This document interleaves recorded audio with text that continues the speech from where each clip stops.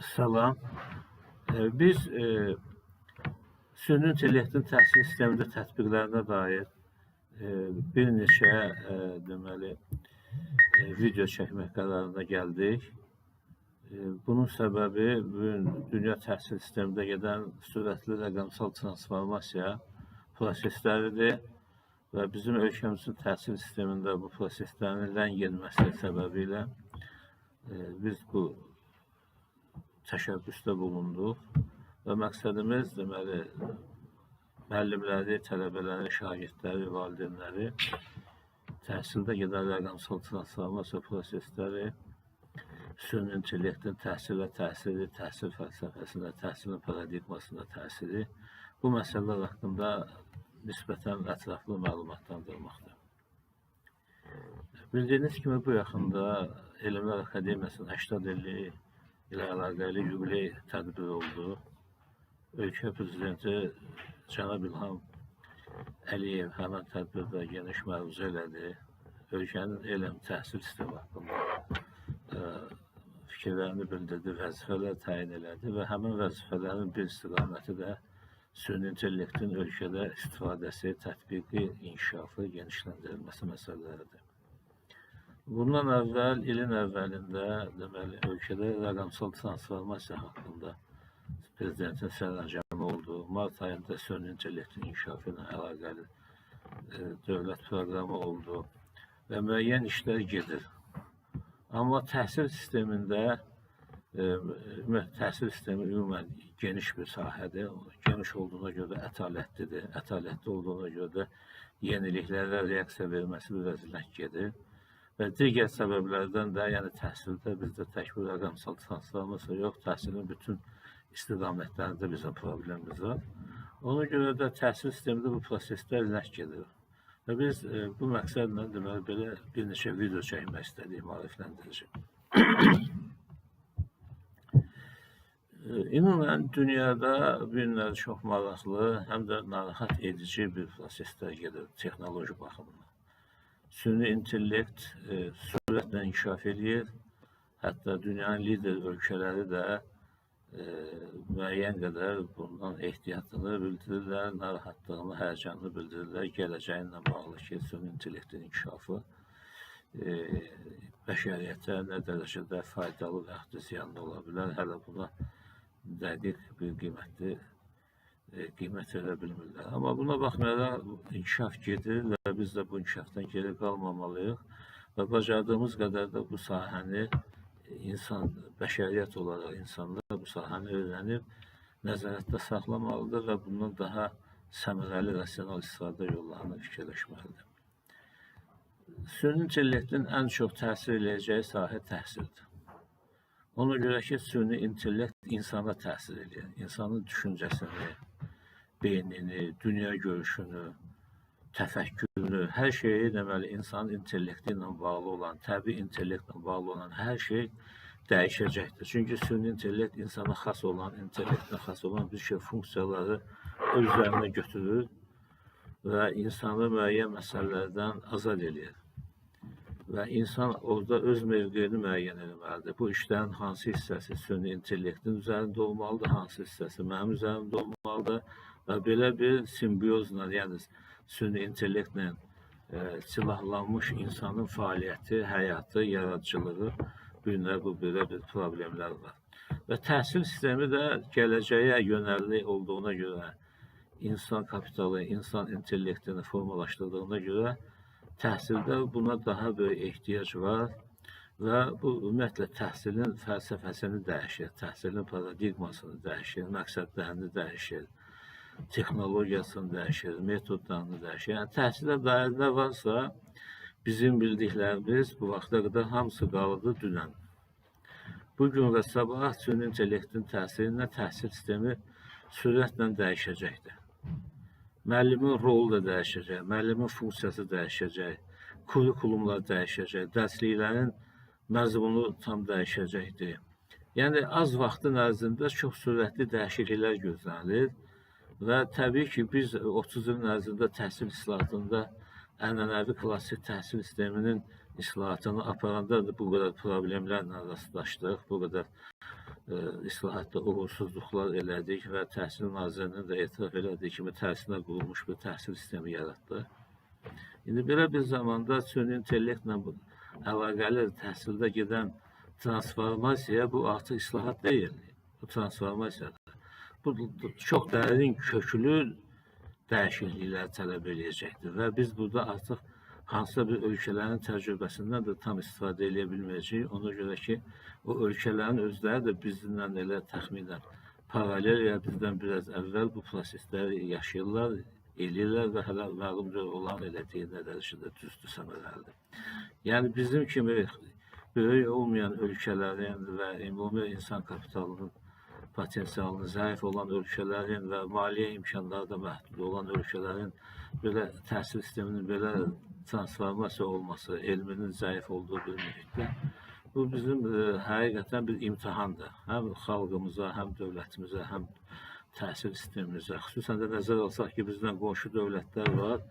Onlar bizdən əvvəl başlayıb bu proseslərə və böyük investisiyalar cəlb ediblər xaricdən və uğurlu gedir olan işləri hələ ki. Ona görə də biz bu işin məsuliyyətini dərk eləməliyik, daha ciddi, yəni indiyə kimi təhsil sistemində, təhsil islahatlarında buraxdığımız səhvləri bilərəkdən, bilməyərəkdən, hansı səbəblərdənsə o səhvlərə yol verməməliyik. Yəni bu rəqəmsal transformasiya dövründə də biz əgər indiyə qədər olan 30 ildə olan təhsil islahatları kimi aparsaq, əvvəl o qədər vaxt yoxdur, çox az vaxt ayrılır buna. Yəni sürətli inkişaf gedir, biz reaksiya verə bilməyəcəyik çox şeylərə. Kadrımız da azdır. Bu işlərə ümumiyyətlə maliyyə ayrılmır, Təhsil Nazirliyinin fikrinə də nətər baxır bu işlərə. Hələ ki 5 ildir biz ancaq sertifikasiyadan danışırıq. Dünya nədən danışır, biz nədən dərdini çəkirik. Ona görə çox ciddi şəkildə belə elmi baza ilə bizim təhsil islahatlarımız da heç bir elmi bazası olmadı. Elə kötəbii şəkildə primitiv, səthi, diletant şəkildə getdi hər şey təhsil islahatlarında. Özdə bu tək son 5 il aid deyil, son 25 ilin ərzində problemlər təhsildə 25 ilin ərzində, 30 ilin ərzində olan problemlər. Yəni mən bunu bölmürəm 3 ilə, 5 ilə, 10 ilə. Yəni böyle əvvəlindən səhv gəlibdir. Xüsusən kurikulum islahatını biz çox uğursuz icra elədik. Normal təhsil sistemini ləğv elədik. Əvəzində çox da uyğun olmayan, adekvat olmayan bir təhsil məzmunu müəyyən elədik. Yəni bu problemlər hamısını biz yaşamışıq, gəlmişik bugünkü təhsilin vəziyyətinə və bu təhsilin indiki durumundan da ölkə əhalisinin yəqin ki 95%-in arazıdır, sosial şəbəkələrdə də bunu biz hiss edə bilirik. Və biz potensialımızı səfərbər edib süni intellektin təhsildə tətbiqi ilə bağlı yeni mərhələni daha uğurlu başlamaq, davam eləmək, yekunlaşdırmalıyıq. Yəni hər şey bundan asılıdır. Yəni biz ənənəvi üsulla insan kapitalını yetişdirməyə çətinliklər çəkdik, amma indi süni intellekt dövründə hər şey kökündən dəyişdiyi dövrdə yenidən insan kapitalını yetişdirməyin öhdəsindən gələ biləcəyik. Yəni belə ciddi problemlər var və burada təbii ki elmi tədqiqatlar olmalıdır. Elmi tədqiqatların deməli koordinasiyası olmalıdır, planlaşdırılması olmalıdır, maliyyələşməsi olmalıdır. Və burada bütün universitetlər iştirak eləməlidir. Çünki hər universitet özü müəyyən bir sahə üzrə kadr hazırlayır və həmən sahələrin özündə də rəqəmsal transformasiya gedir. Yəni mühəndislik universitetinin də fəaliyyətində, iqtisad universitetinin də fəaliyyətində, Aqrar Universitetinin də fəaliyyətində, pedaqojda, yəni hər sahə üzrə rəqəmsal transformasiya gedir və onun da kadr hazırlığı da həmən transformasiyaya uyğun olmalıdır. Eyni zamanda təhsildə gedən rəqəmsal transformasiyaya uyğun olmalıdır. Və bunlar da koordinasiya olmalıdır müəyyən dövlət proqramı ilə. Mən bunları ona görə deyirəm ki, bu prosesləri mən müşahidə edirəm. Biz deməli 20 il əvvəl, 15 il əvvəl Elektron Azərbaycan dövlət proqramından da söhbət edəndə təhsil məsələləri qalırdı kənarda. texniki məsələlər, texnoloji məsələlər diqqət önünə gəlirdi və orada da yenə insan kapitalı ilə bağlı məsələlər qalırdı. Ancaq avadanlıq almaq, ancaq cihaz almaq, qurğular almaq, quraşdırmaq. O da təbii ki, insan kapitalı paralel inkişaf etməyəndə o avadanlıqlar da faydasız olur.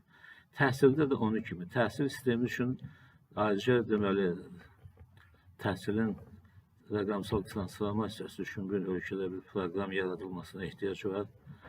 Onun deməli, yol xəritəsi hazırlanmalıdır, icraçılar müəyyən olunmalıdır, fəaliyyət koordinasiya olunmalıdır, ali təhsildə hansı işlər aparılmalıdır, ümumi təhsil məktəbləri üçün hansı işlər aparılmalıdır, hansı tədqiqatlar aparılmalıdır, necə tətbiq olunmalıdır, beynəlxalq təcrübə necə öyrənilməlidir, beynəlxalq əməkdaşlıq hansı səviyyədə olmalıdır, hansı avadanlıqlar olmalıdır və s. Yəni, burada çox böyük kompleks işdir və biz bunları təhsilin informatlaşması prosesində, təhsilin kompüterləşməsi, rəqəmsallaşması prosesində biz bu işlərin hamısını çox yarımçıq, keyfiyyətsiz, körtəbi eləmişik. Yəni, o sahədə də biz geridə qalmışıq daima. Təhsil onu demək kifayətdir ki, bizim ölkəmizdə hələ də distant təhsil yoxdur. Distant təhsilin olmaması bizim rəqəmsal transformasiyamızda böyük problemlər yaradacaqdır. Niyə? Çünki rəqəmsal transformasiya rəqəmsal həllərdən və süni intellektdən istifadəni nəzərdə tutur. Amma distant təhsil rəqəmsal həllərdən istifadəni nəzərdə tutur. Sadəcə öyle bugünlərə süni intellekt əlavə olunmalıdır. Amma biz o mərhələləri yaşamamışıq deyə, nə bizim heç bir universitetimizin normal elektron kitabxanası yoxdur, heç bir universitetimizin normal elektron tədris resursları yoxdur, heç bir universitetimizin mühazirələrinin videotekası, video kartotekası, video kitabxanası yoxdur. Elektron dərsliklər, ümumiyyətlə, o ayrı problem da ali təhsildə dərsliklərin vəziyyəti. Burada da böyük bir deməli, gecikmələrimiz var. Keyfiyyətli dərsliklərlə təminatı məsələsi.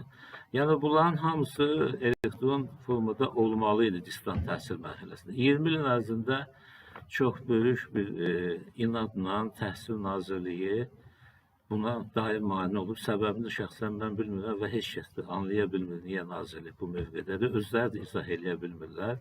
Amma nəticə göz qabağındadır. Yəni, insan kapitalının inkişafı ləngidir. Ona görə də bu illəri Coursera şirkəti ilə 200 min nəfər Azərbaycanlı vətəndaşın onlayn peşə təlimlərinə cəlb olunmasına əlaqəli müqavilə bağlanılır və xeyli pul ödənilib. Halbuki o məsələlər vaxtında həll olsaydı, həmin o Coursera şirkətinə ödənilən pullarla Azərbaycanda distant təhsil sistemi yaradıla bilərdi və bunun da nəticəsində günlər bizim insan kapitalımız da inkişaf elərdi və rəqəmsal transformasiyanda daha hazırlıqlı, daha asan formada həyata keçirdə bilərdik. Yəni, bu ilk söhbətimizdir. Yəni, mən bu problemləri qaldırmaqla diqqətli cəlb etmək istəyirəm aidiyyatı qurumlara, dövlət qurumlarına ki, yəni vəziyyət bu haldadır və biz vaxt itirmədən ciddi şəkildə tədbirlər görməliyik və bu məsələlərin elmi təminatı olmalıdır. Bundan ötürü hökmən bir elmi mərkəz yaranmalıdır. Təhsil Nazirliyi nəzdində hər bir universitetdə xüsusi qurum yaranmalıdır. Süni intellektin təhsildə tətbiqləri böyük bir laboratoriya. O, həm universitetin fəaliyyətini, həm idarə edilməsini, həm kontentin hazırlanmasını, həm ümumiyyətlə əmək bazarı ilə münasibətlərin öyrənilməsi və peşə standartlarının dəyişilməsini. Yəni, bu şəkildə, yəni, əmək bazarında süni intellektlə bağlı məlumdur ki, gərginlik gözlənilir, işsizlik arta bilər. Və o halda insanlardan necə faydalı istifadə eləmək olar ki, onların potensialından ki, yeni peşələri öyrənsinlər. Çünki bugün bazarda olan peşələrin 60%-i 15 ildən sonra olmayacaqdır. Yeni peşələrə ehtiyac olacaq, yeni texnologiyalar, yeni tələbatlar yaradacaqdır. Yəni, bax, belə müəyyən bir çağırışlar var, qlobal çağırışlar var və bununla əlaqəli bizim təhsil sistemimiz çox səfərbər olmalıdır və təəssüf ki, təhsil sistemində son 10 ilin ərzində bu islahda həyata keçirilən komandanın özünün səriştəsi kifayət qədər deyil, insan kapitalı zəifdir. Biz bütün prosesləri izləyirik, vaxtında da yazırıq, məqalələrdə sözlərimizi deyirik və belə bir təsəvvür var ki, onlar ümumiyyətlə dünyada gedən prosesləri çox da aydın təsəvvür eləmirlər təhsil sahəsində. Bunun da ziyanını təbii ki, hamımız çəkəcəyik, çünki təhsil millətin gələcəyidir.